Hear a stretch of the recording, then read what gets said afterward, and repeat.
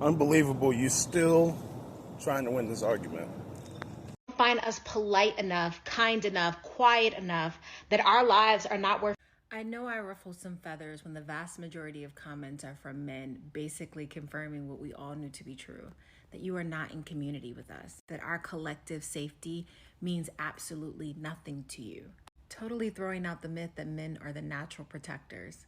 It's really women. It's women who are constantly putting their bodies and their lives on the line in the protection of men, particularly Black men. And so to hear so many men in the comments basically saying, you're right, we don't care if we don't know you, if we're not having a relationship with you, if we're not related to you, if we don't think that there's any expectation that we're going to have sex with you, we don't care. And it's disappointing, but you know, the reality check is what it is. And I hope women are taking notice of those men, because who would want to be in a relationship with a man who is basically confirming that if he watched a woman being brutally harmed, he would do nothing?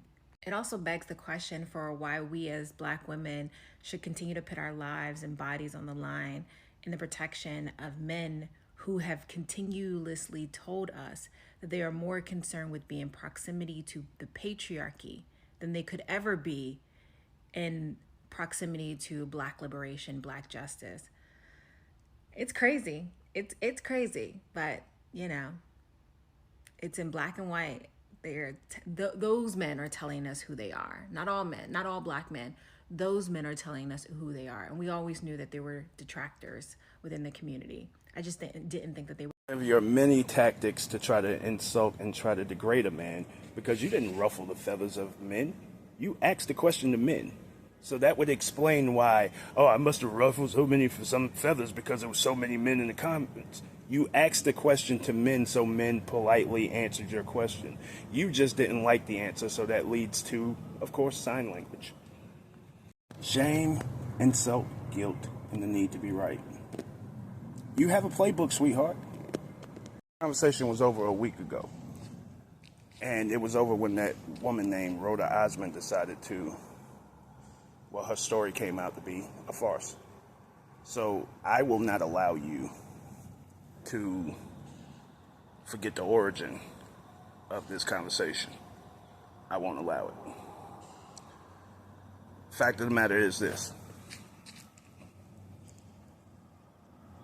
That woman turned out to be the exact thing what you described in your video.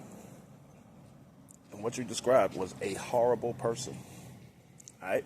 So, a woman who doesn't even care about the existence of the Black man, a woman who doesn't like Black men, a woman who doesn't care to be around Black men until she's in trouble, and a woman who doesn't even see it fit to be nice to Black men. That's what you described. And you, in your mind, believe that that Black woman deserves the protection of a stranger.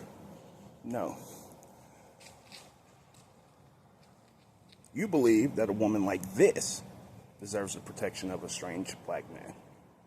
I can record everything. I can record my motherfucking kids, bitch. A woman who could type something like this deserves the protection of a strange Black man. Thing to say, you love it when the police unalive Black men. You say that we are not in community with you, and we're the reason for that separation. But the minute this woman came out with a story that didn't make any sense, you turned on us within seconds. That's the reason we are not in community. It's because you're willing to take the side of anyone, just as the woman in the second video takes the side of police and police brutality. All right? You're willing to take the side of anyone in any occurrence without asking for the facts. It doesn't even take for a story to make sense for you to turn against us, because you are in competition with us to prove that you are the better, nicer group of people, the better, nicer gender when it comes to Black people.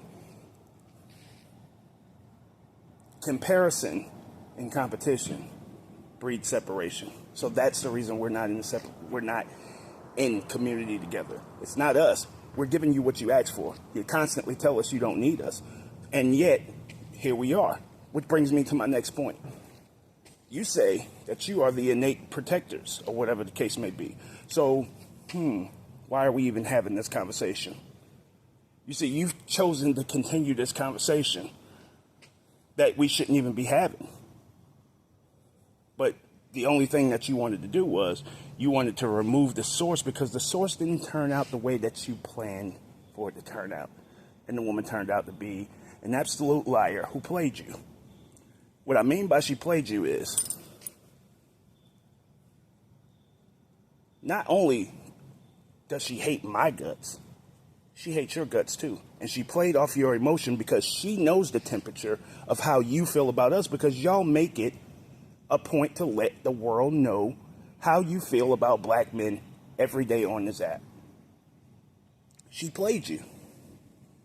All of that being said, she played y'all to the tune of about $40,000 to $50,000. All right? And yet now you just want to remove her out of the situation as if she didn't exist. Unfortunately, this conversation didn't come out of the blue. This conversation came out of what Rhoda said about black men knowing how y'all would react to it because you put it out there.